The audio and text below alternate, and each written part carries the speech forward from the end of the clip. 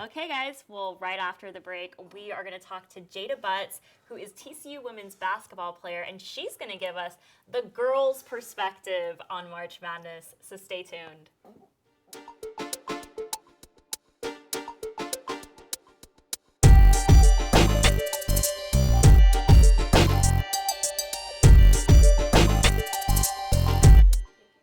Hey guys, welcome back to Unscripted, where we have my girl, TCU women's basketball team, Jada Butts, joining us tonight.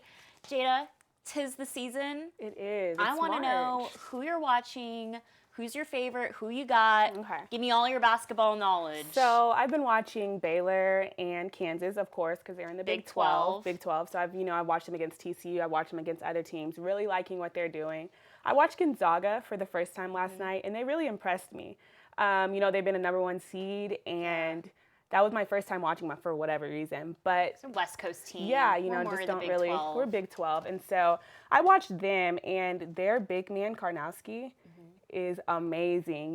He's 7 foot, but he leads the team in assists, and it's just like usually your point guard leads your team in assists, not your center. So he really gets the break going, and they're one of my teams that I have in the Final Four just because of their defense.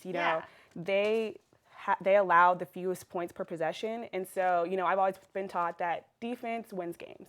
And so they've been winning. They have a 34-1 record. They've got some All-American guys. 34-1. 34. You've lost one game. Yes. And so now it's just do or die time in March. They've been playing well. So hopefully they can keep that defensive game up and just continue out into until they get to the championship, hopefully. Right. Yeah. But I don't have them being in a championship. Okay. Who else you got? I have, Kansas. Okay. So big one. Kansas, hey, TCU beat them this TCU year. did beat them. But I feel like after that loss is really when they started going. Okay. Josh Jackson, their All-American freshman, didn't play in the TCU game for violating team rules or whatever. But since then, I feel like they've really been playing awesome. He's came back. He's really made his presence known. And so is he a freshman? He's a freshman. He's a freshman. The freshmen this year in basketball have really been showing Stepping out. up, seniors. Yes.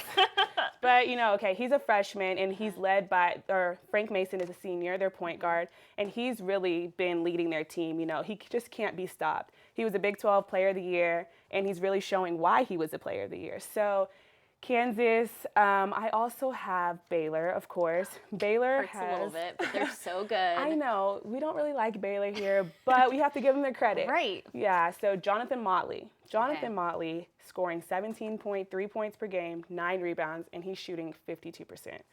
Yeah, so good. Their defense also is something that's really been, helping them. They run an extended zone, and so what that means is they're forcing their opponents to shoot lower percentage shots, 3-pointers, contested shots. The pressure's on. The pressure is on, and you have basically to beat Baylor, you have to miss shots. Oh. And that's their neon jerseys are blinding you as they're playing. Yeah, so you have to be on your game when you're playing Baylor, and while they're making you take low percentage shots, they're taking high percentage shots. They've scored 90 points in the paint this season.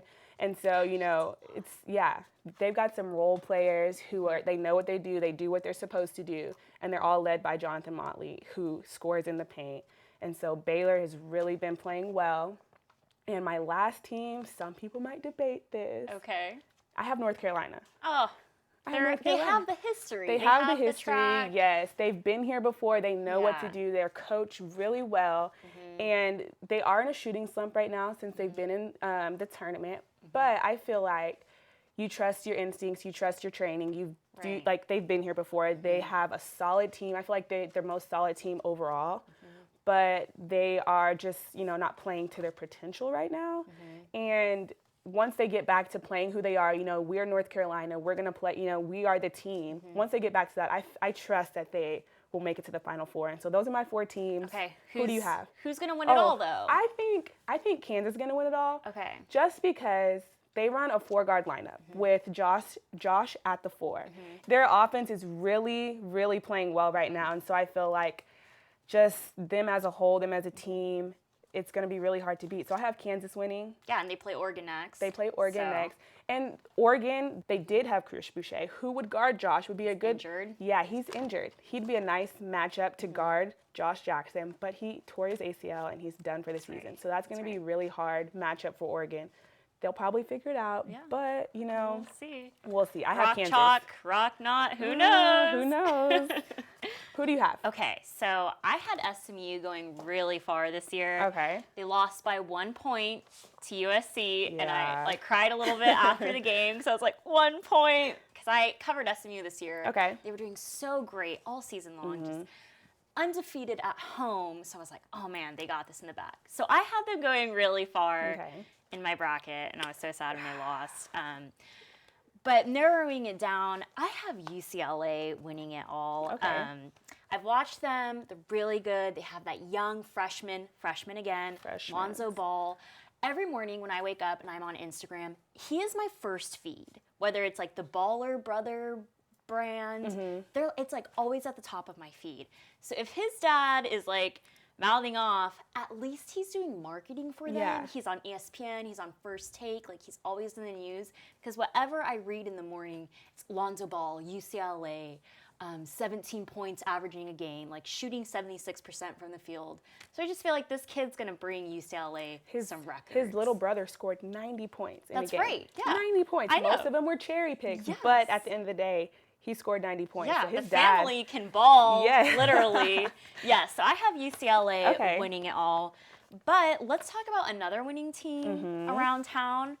TCU basketball going to New York on Tuesday. Yes, they're about to experience Madison Square Garden. What do you think about that? Well, TCU has really been playing well. They're under head coach Jamie Dixon. It's his first year. They're just really trying to turn the tradition around in Fort Worth for TCU basketball. And so I personally think they can win it all. You know, they've got Vladimir Braziansky, who scored 20 points in the win against Richmond. That landed him a spot on the NABC All-District team, so he's playing really well. He's mini Dirk. My mom calls him Dirk. Yeah, he plays just like Dirk. Looks like him too. Yeah. He needs to be guarded from all three levels of the floor, and so he's just very capable. And then you've got Kenrich Williams. Kenrich scored the first ever triple-double in TCU history. Huge. Like, that's kind of crazy to me. That's never been done before. But to see a kid like Kenrich, who had no offers coming out of high school, no D1 offers. He went JUCO and then came here. He's playing outstanding. And it's only his junior year. He was hurt last year. Well, that's good, so we can get him again for one more year. Yes, we have him, and he's just going to be even better than what he is now. I'm excited. So I'm excited as well. In the game against Richmond, he had 11 points, 14 rebounds, and he had 10 assists on no turnovers. No turnovers. Yes. And personally, I know how hard that is to do.